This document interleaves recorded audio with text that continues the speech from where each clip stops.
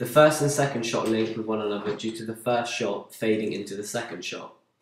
The second shot will be a close-up of the sack over the head of the protagonist character. The close-up will show the blood on the sack, and we will also emphasise the diegetic sound of the heavy breathing from the character. The third shot in the sequence shows the hostage having a bag from the previous scene being ripped off his head. Immediately, we witness he has been beaten, and this sets the main theme for the scene. This shot is a close-up to demonstrate fear and pain. This makes us empathise with the character. It will then pan to the next shot.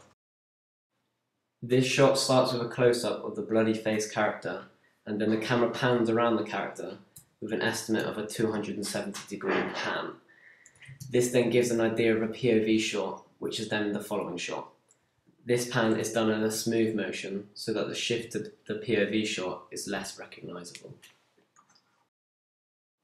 After the camera has panned to the terrorists, we then see a mid-shot of their heads and the tops of their bodies.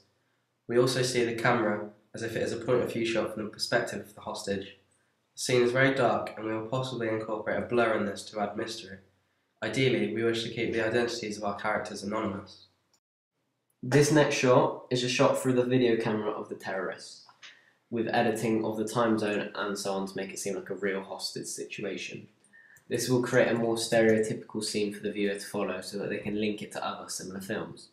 This will then create an enigma because this is at the start of a film and they'll be confused about how this character has ended up in this situation.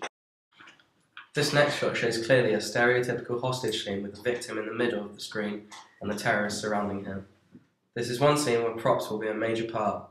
Our dominant props here will include the guns and the chair the hostage is sitting on. This mid-shot will zoom out and overall will last about 5 seconds. This shot is engaged for a quick shot from the following scene of a close-up on one of the terrorist faces who is engaging in dialogue. The close-up shot makes it more menacing for the viewer.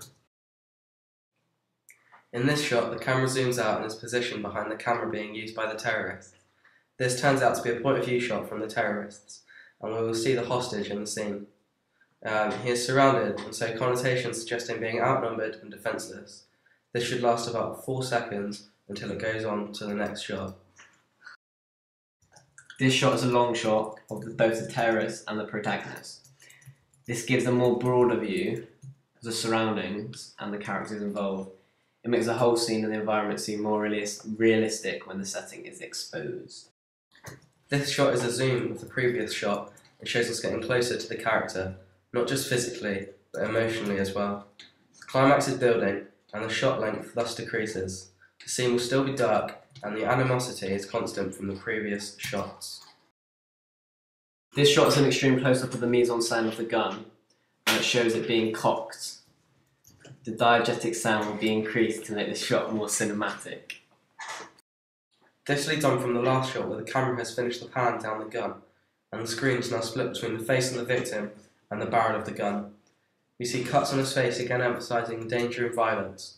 We then hear a loud bang, and the screen fades to black, just like the character has blinked, but the audience don't know this yet. This will last about 3 seconds to build suspense.